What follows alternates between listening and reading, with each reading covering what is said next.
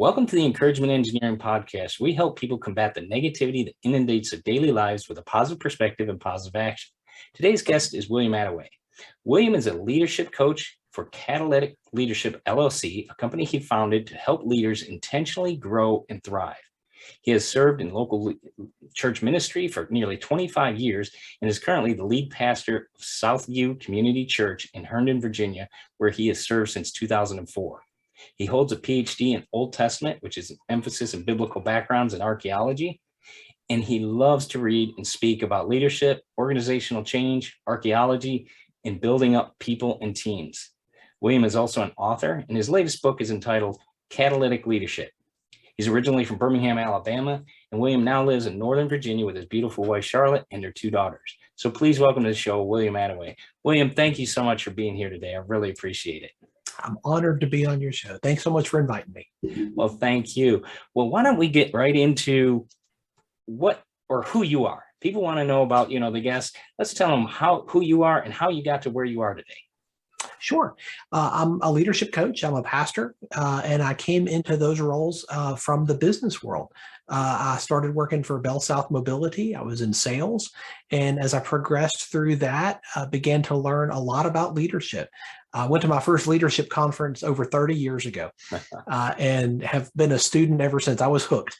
And I've just always loved to learn as much as I could from as many people as I could about how to get better as a leader, how to develop, how to grow, and how to help other leaders to develop and grow. And so that's what I've spent my career doing, both in the business world and for the last 25 years in the local church. Developing leaders who can then do what it is they are designed and called and gifted to do. I think that's so critical. You said that right there, what they're designed and called to do. So many people think, you've got to go through these normal motions and you've got to go get a job, get an education, etc. But what are you really called to do? And you've helped people see that. I think it's interesting because you're a catalyst agent of change. And if you can explain that for us. Yeah, sure. When I went to college, I at first went as a pre-pharmacy major. And then I went through that process and got into inorganic and then organic chemistry and decided that this is not what I want to spend the rest of my life doing. Yeah. In my very brief chemistry studies, I learned about a catalyst and the power of a catalyst. And that's something that you intentionally put into a mixture, into a solution that's going to cause change. It's going to incite significant change. And I love that idea, right? And I think about leadership in that way. I think that leaders are called to be catalytic. We are called to incite significant, meaningful change in the organizations that we lead, to advance the missions that we're trying to accomplish. That's what we do as leaders. We are catalysts.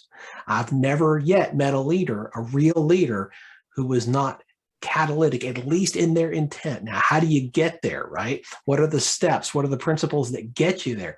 That's the challenge. Yeah. And it's interesting because, like I said, we were talking before, I reading your bio and it says archaeology on it. And it's interesting you saw that is how do you get that leader to see that? Because the first thing that I don't know why it came to my mind this way, but it said, okay, archaeology, and you're talking about leadership. But here's a phrase you're going to hear when you go into organizations and talk about change in leadership. Well, we've always done it that way, right? So you're with that background in archaeology, you can dig back a little bit and say, okay, that's fine. We did it that way. And here's possibly why. But look at what we can do now. Is that something you help groups to see? Absolutely. I think studying the past can help us understand the present and lead best into the future. When I'm on an archaeological dig and we're digging down, right, we reveal the strata, we reveal what has been, but that helps us understand the present in a better way. It's no different with leaders. It's no different in organizational life. What we want to do is we want to understand what has been, but understand that we cannot stay there. That is not healthy. That is not normative. And the words you said just a minute ago, we've always done it that way before. 7 last words of a dying organization. Right there you go. Yeah. The ship is sinking. So, That's right. Yeah. Yeah. And that's so true. It's important that leaders understand the value of change because change is inevitable. We're not going to get around it. Yeah. It's, they've got to understand that, the effects of it. Yeah, it's going to take some work. That's okay. When you're working out, you strain yourself to get bigger, to get better, to be more fit. The same thing as a leader. You stretch yourself to get more fit. You're going to go through hard times. You're going to go through things that aren't easy, but the benefit of it is going to be a great outcome. It's interesting too, because you talk about that leadership takes intentionality in coaching. Mhm. Because as a leader, they think, well, you're the guy with all the answers, but you're not. Fill us in on that. Yeah, I think, to get the title is the first level. John Maxwell says the first level of leadership. That's your position, right? And you got the title, your name's on the door, on the business card. Great, that's great, but that's the first level. If that's where you stop, you're not really the leader, right? You have to begin to intentionally grow. And that's a process. That's a process that every one of us has to learn. And it's customized based on the person. My leadership journey looks different than yours. Right. And that looks different from somebody listening. Right. And that's where I think we have to lean into how we are intentionally designed. We have to understand that, the leadership journey of somebody who is more introverted is going to be different than the leadership journey of somebody who's more extroverted. Which one's right? And the answer is yes, both are right, because that's how you're designed. But you have to understand that, and you have to craft your leadership growth plan around that design. But be intentional about it. It's not just going to happen. Nobody wakes up one day and says, oh, wow, I'm a fully mature leader. I don't know how that happened. I didn't mean for that to happen, but here I am. It never happens. You have to be intentional about it. And so that's where I think coaching helps. For years, I've had a leadership coach who helps me to intentionally grow, who challenges me, and who helps me see what I cannot see. It is very difficult to see the whole picture when you're in the frame. True. And that's where an outside perspective can help you see and ask the right questions to help you understand what your next steps are to achieve what it is that you're capable of. I'm just jotting down that phrase. I love that. See the whole picture when you're inside the frame. Yeah. I think that's so critical. You can't see the forest for the trees. But that's a great, we got to remember that growth comes from an outside perspective of something different. And I really appreciate that statement, because people need to realize that and understand that we can't all do it ourselves. Nothing is done, one person. It's team efforts, usually a lot of people involved. Raising kids, usually at least two people, if not more, grandparents, parents, others, so it definitely, it adds up, and we need to remember that. So thank you for that reminder. Sure. You mentioned too, the value of family-focused leadership. Tell us about that, because I think that in our society today, it's crazy, and people forget that, oh, by the way, he might be a dad. She might be a mother. They may be, a married couple, whatever it may be, parents, grandparents, things going on. There's other things in their life besides work. Tell us how that helps, if you would. I think we have to understand that people are integrated beings. We inherited a concept from the Greeks, and it's this concept that we can compartmentalize our lives. And that what happens in this compartment over here is not going to affect what happens in this compartment over here. What happens at work doesn't affect what happens at home, and vice versa. And none of that affects what I do on vacation. Well, guess what? That's not how we're created. That's not how we're designed. Every part affects every other part. And so I think part of being a real catalytic leader is understanding the family component of that, not just in yourself, but in those you lead. Seeing them as more than just a cog in the machine or an employee on your team. No, this is somebody who is a husband or a wife, a dad or a mom, a son or a daughter. And that is going to play into their life in a holistic way. We have to see that as leaders. We have to not just see it, but acknowledge it and lean into it. Part of a family focus too is understanding that one day somebody else is going to sit in the chair we sit in. Yes. 100 years from now, somebody else is going to do what I do. Yes. We're not here But permanently. we're not. That's We're reality. not. Yes. We're not. No. And I have spent a lot of time with people at the end of their lives, Right. and I've never heard anybody say, boy, I wish I had spent more time at the office. Right. I wish I had spent more time on that project. Right. What are the regrets? The regrets are always around relationships. They're always around those closest to you. My perspective is, why don't we decide on the front end not to have those regrets? Why don't we become proactive in our leadership and be family focused, understanding that that component of our lives is significant. And in fact, at the end of our lives, we're going to be so glad we were. And do you think fear has something to do with that? Sure. Yeah. It's a scarcity mindset, right? Yeah. That if I spend time over here, I'm robbing it from over here, and there won't be enough over here. The number one objection I get to that particular component of catalytic leadership, number one objection is, well, if I just focus on my family, then we're going to be living out of our car in no time. You know, Okay. Yeah. I mean, if I don't put in these hours, if I don't put this focus here, then I'm not going to be able to do what I do and provide what I can provide. Right. And I think that's short-sighted. I think there's a different way of looking at what we do and understand what our priorities really are. Right. I find that interesting. And you brought up a thought that I had. Ask your boss, your manager, whatever, how many kids do I have? Just that simple question. Or do you even know I have kids, for that matter? What is that relationship? Is that getting built? You bring up a great point, because as a leader, you don't have to sit behind a desk, bark orders, and just send emails and whatnot. I love John Maxwell talks about this, and others as well. The idea of getting up and getting out of the office, talk to people, be on the floor, get that relationship built. Is that some of what you see, some of what you help with? Absolutely. I think it's broadening your perspective. Mm-hmm. Like you say, sitting behind a desk and sending out emails and missives and commands. Okay, that style of leadership should have died quite some time ago. I know there are still pockets of it that exist in the world, but really that's not leadership. Yeah. Right. Leadership involves people. It's seeing people as the primary focus. And that's difficult. I get that. If you're more task focused than relationship focused, that's going to be a real challenge for you. Right. I get that, because I'm one of those people too. Right. So how do we overcome that? We begin to see people as people. We begin to see them as the holistic individual. I heard a new term this week that I had not heard previously, this term of a sansdemic.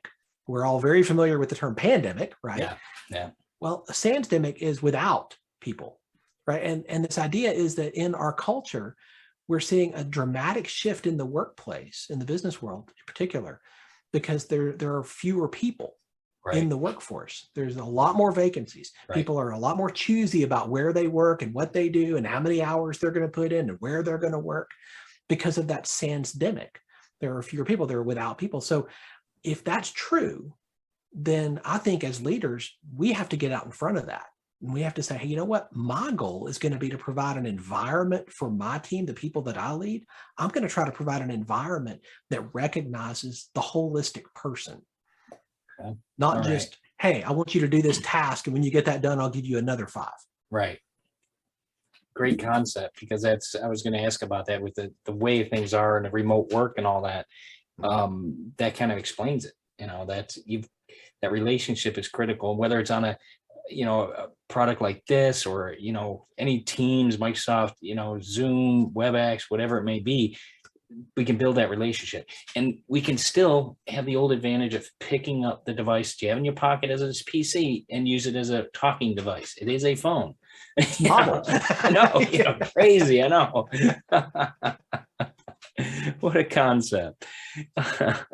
Another thing that I noticed looking at your website and information about you, personal wiring. How does that impact your leadership? Because I think this ties into the idea of a family focus as well.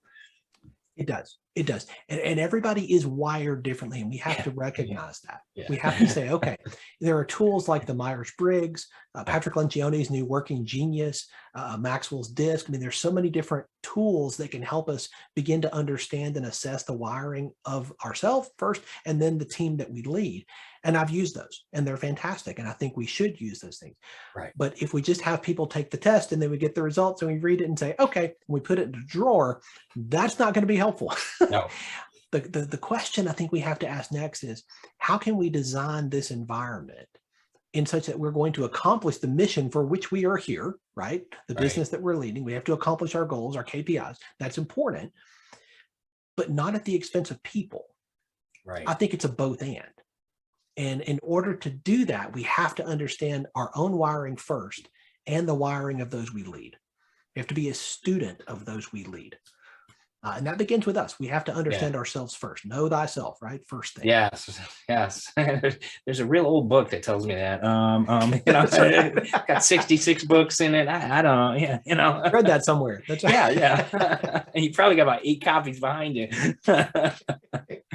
But know thyself. And that's critical. I go back to the passage and I forget the verse, but talking about taking the splinter out of your eye before you take take the beam out of your eye before taking the splinter out of your neighbor's eye. We need to realize it starts here. And if you want somebody to do something, I look at it as, don't ask anybody to do anything you wouldn't do yourself. That's right. Okay, I haven't done that. Let's try it and see how, this is what they may run into. You want to avoid this. And you can lay out paths. You can lay out a map, if you will, of how that person can get through that scenario because you've experienced it. Exactly. That passage you just referred to, where Jesus is teaching on the beam, right? Yeah. Get the beam out of your eye before you start talking about the splinter in your neighbor's. And then he goes on, he says, so that you can then see clearly to help them. Right. That's the goal, right? The goal is to help them. Yeah. We sometimes forget Remember that. Yeah. Exactly. Yeah. That's kind of the whole point of where he's going with that, right? Right. We want to help them. We want to encourage them. If our goal as a leader is not to help and lift up and encourage every person on our team, we're missing it. Yeah. Do you think the way businesses run and our society runs at 900 miles an hour, do you think that's a big factor in missing that? Sure, because it's really hard to care about people at 900 miles an hour. Yeah. It really is. Yeah. It's hard to change the tire on a car when it's moving. That's exactly right. And that's why I think as part of what I do with coaching leaders is I encourage them to take time to reflect.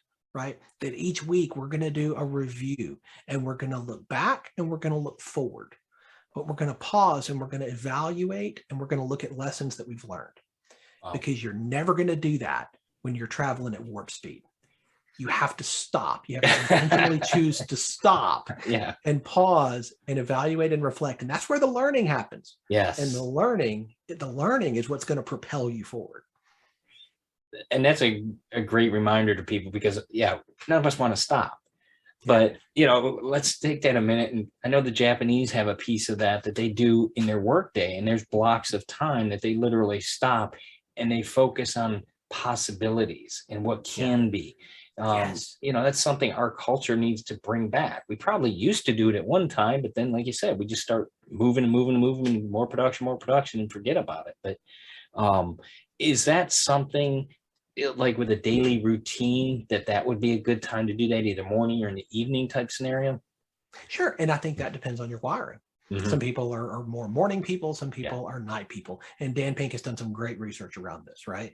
And you have to discover how you are wired. When is your best time? Right. I read a recent book by Carrie Nieuwhof called At Your Best, talking about the times of the day when you're at your best and figuring that out so that you can then lean into it. Don't try to operate outside your wiring and your design. Lean into it. Do your best work during that window. Right. So once you discover it, absolutely. You have to pause. You have to stop. You have to lean into it and say, what am I learning right now? And how can I help other people with what I'm learning? Yeah. And I appreciate you keep that reminder. How can I help others with what I'm learning? So many times we stop that halfway point. Okay, what's in it for me? Okay, this world isn't about me. Okay, there's billions of other people besides me in this world, and if we can help them by make it a little easier on something, that can be a great thing. One of the other things you mentioned too is about evaluation, and I looked at this as the idea of evaluation in the interview process. I think when you're looking for a leader, obviously an interview process, you're asking them if they can meet certain skill levels and so forth. But that evaluation is, do you feel that's critical in that interview process so that you get the right person, the right people on the bus, if you will? Absolutely. And I love that terminology from Jim Collins. Finding the right people in the right seats on the bus. That's so important. The only way you're going to do that is to spend a lot of time evaluating. And I think too often leaders can tend to focus on the task and just got to get somebody in the seat, got to get somebody in that seat. Okay. But is it the right person? Yeah. The only way you're going to know that's to slow down and to ask the right questions. That's the first step to getting the right answers. Evaluation is such a part of my life and the life of the leaders that I coach, because that's where the magic is. It's when we pause, evaluate, reflect, learn, then we change, then we adapt, then we can lead better and stronger in a way that is sustainable, not just reacting to the fire of the moment. Oh, you mean you don't like doing that? I mean, we've all done it. Yeah. Is that the sustainable pace I want for my life? No, exactly. I'm really 20 years old. I just, look a little older. That's right. I'm going at warp speed all the time, Precisely. Precisely. And that's critical to respond rather than react. I think that's very important too, because as a leader, so many times things are going to come up. People come to you, you need to clear this path, this emergency, and this is going on. You need to take a breath and respond to it properly, because like you said, if you evaluate and you don't evaluate right, you get the wrong person in the leadership role, that can get pretty ugly pretty quick, because they're going to start spouting off things that maybe one shouldn't be said, or the way they say it shouldn't be done. And I think that's a great example of that scenario. Make sure you have that right person there so that things go smoother when interview time is not a trouble time. So take the time up front before it gets heated. And I know some of those questions in a good interview, they'll ask, well, tell me about your positive aspects, or tell me about some of your negative aspects, because they want to know that both sides. They want to know that you're not going to be that person that goes off on a handle, at the critical time when you should. Absolutely. Great. One of the things in your coaching, it talks about stretching and building and adding to you. If you can tell us more about that, because I think that's important with that idea of growth and stretching and building and adding. The only way you're going to be stretched is if you choose to intentionally do it. The fact is, we are all wired to coast, to drift, right? We drift toward comfort. We drift toward familiar. We drift toward what's known. If left to my own devices, I would only listen to the people I agree with in the circle of people that I know. I would only read people that I know I already agree with. Right. I would only learn from those people. And the problem with that kind of an insular way of living and thinking and leading is you are never stretched. You never stretched by a new idea. You never encounter anything that's really earth-shaking. Right. Because all you're doing is listening to your own carefully crafted echo chamber. Right. Talking to yourself in the mirror. Right. That's not helpful. No. I'm not going to grow that way. Right. I'm going to drift. And just like when I'm driving my car, if I start drifting, I'm going to end up in a ditch. Yeah. And that's true in leadership as well. Right. And how do you help people to stretch? I mean, when you're coaching them, is it because you hear the term stretch goals and things like that. how do you help them to, is it a 5% grow, 10%? What is a good stretch, if you will, barrier or something like that that people can stretch for, that won't be in pain or get hurt, if you will? I think it depends on your context. I really do. And I think that one of the things that I do with leaders is I help them craft designed goals, leadership growth goals for them in their context. Right. And it's a personal goal. And so it's going to depend on your context, what you're trying to achieve, what season of life you're in, what season of organizational life you're in, where you are on the organizational end curve. So many things play into that. Right. So I think that's going to be a little different for each person. There's not a one size fits all there. At the same time, the one size fits all component is that everybody needs a plan.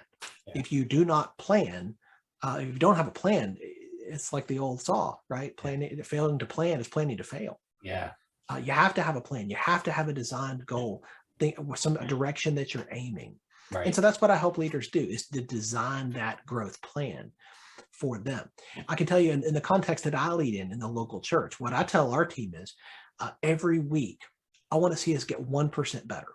Right. I want to see us get 1% better at execution, at what we do. Because over time, that compounds. Yeah. Right. There is a cumulative growth curve there. Doesn't sound like much. 1%. I mean, not 10% or 20%. Okay. Let's be consistent, because I think consistency, like my friend Jonathan Milligan says, consistency is the mother of momentum. Right. Okay? Yeah. 1% growth every week. Yeah. 1%.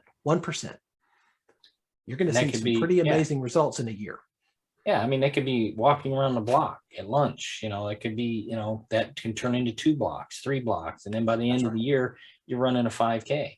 Exactly. Yeah. Exactly. Wow. And that's a good idea for people to remember that, it doesn't take a whole lot right now. I always think of a pastor here that had a church in St. Pete, and he was saying, if you can do the digits, the ones, okay, God will take care of the zeros. Yeah. You just do the ones. Just do the ones. Yeah. That's it. And like you said, 1%, $1, an extra dollar, an extra effort here, an extra hour, it'll add up. So that's it. Well, if you can, tell us about your book, The Catalytic Leader. Tell us what's in that, what it's about. We want to make sure people know about it. I appreciate that. I wrote Catalytic Leadership to capture some of the principles that have been threads that run through so many of the coaching conversations that I have. Okay. Over the last few decades, coaching leaders from a variety of different contexts, from government world to the nonprofit sector, to church world, to the business sector, to solopreneurs. In all of these different arenas, there are principles of leadership that are consistent, and there are conversations that are consistent.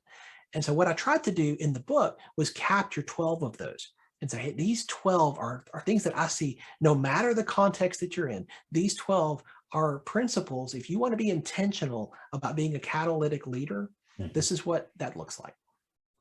Awesome. Because I think that's a great idea. You got 12 concepts. It's like pillars, if you will. I always think there's a book out there, 12 pillars of I forget the actual title, but it seems sturdy, if you will.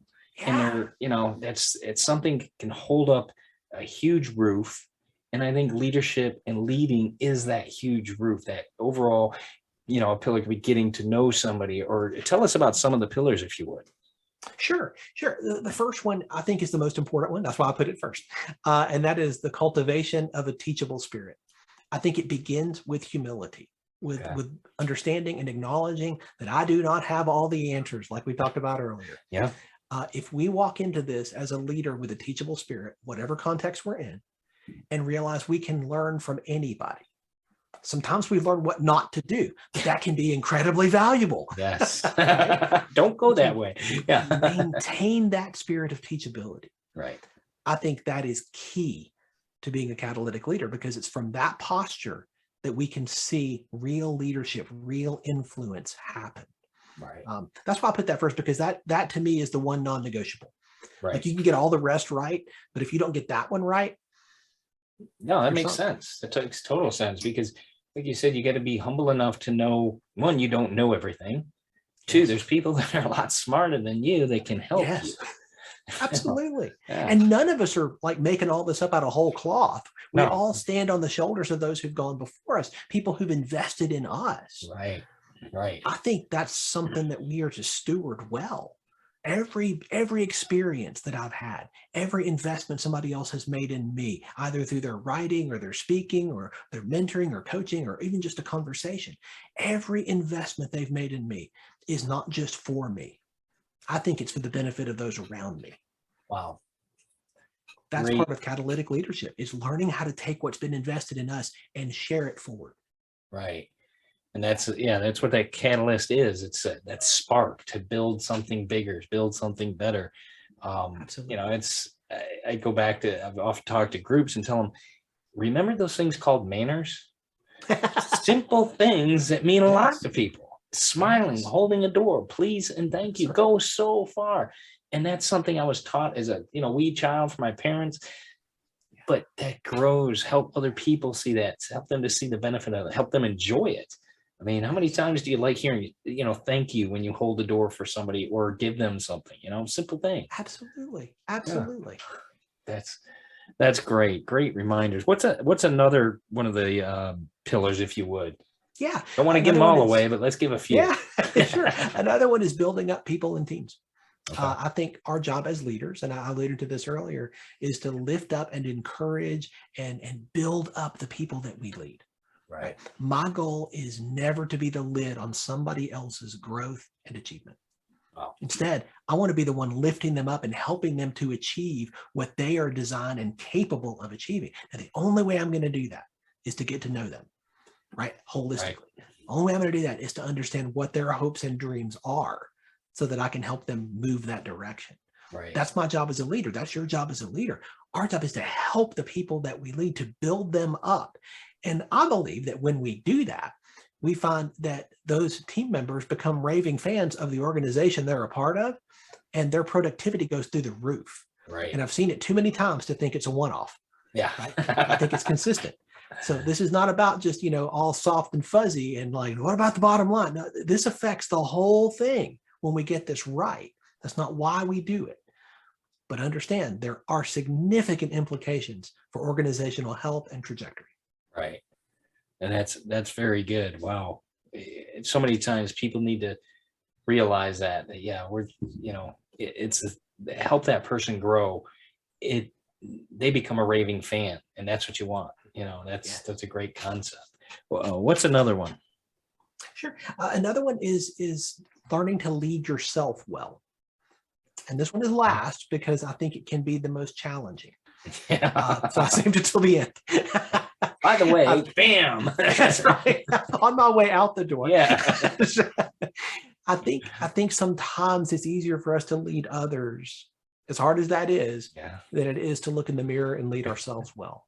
And I think the habits and the disciplines that we develop personally matter. Right. If we want to lead in a sustainable way for the long term, we don't want to just be a flash in the pan or be sidelined or end up in a ditch, then we have to learn to lead ourselves well. And there are disciplines, there are habits, there are ways to do this, and none of it is rocket science. Right. This is stuff that anybody can jump into and begin today. And that's really true with all 12 of the principles in the book. My goal is to make this accessible, to take what again, I've learned and what's been invested in me and from all these conversations and coaching sessions that I've had with people, and distill that down in a way that's accessible so that you can take it and you can begin to apply it right now. Right. And that's what so many people want. What can I do now? Well, and it's great you have it in sections of 12, because to me, work on one a month. Sure. Break it down, because the more you focus on it, the better you're going to be at it. And you can practice it, and you can understand where it applies, where it may not apply that well. Great ideas. Great. I can't wait and that book is already out. That came out January 15th, right? It did. It came out in January. Yeah, it's available in paperback and Kindle and audiobook. Great. Awesome. That'll be good. Make sure we, if you're listening to this, make sure you get a copy of that Catalyst Leadership, right? Catalytic Leadership. Catalytic Leadership. I apologize. Catalytic. We're going to have that in the show notes. The other thing, William, if we could, let's go ahead and tell people where they can find out more about you. Obviously, the book, We'll put this in the show notes as well, but tell us about where they can find out more about you and what you do. Sure. Catalyticleadership.net is my website, and you can go there and find out more information about the coaching that I provide. If you're listening to this podcast, I'd love to extend an offer to you, and that is to give you a copy of the book for free. All you have to do is pay shipping and handling to help me get it to you. I'll send you a paperback copy of it. Just go to catalyticleadershipbook.com and give me your information, and we will make sure we get that right out to you. Wow. So if you heard that, pay for the shipping. You got a free book coming to you. catalyticleadershipbook.com. Great. We're going to put that in the show notes. We'll put your website out there and so forth, how people can get a hold of you. William, I want to thank you today for your time on the Encouragement Engineering podcast. I really appreciate what you offer and the value you're able to remind people of. So thank you for that. Thank you for continuing to do that in our world.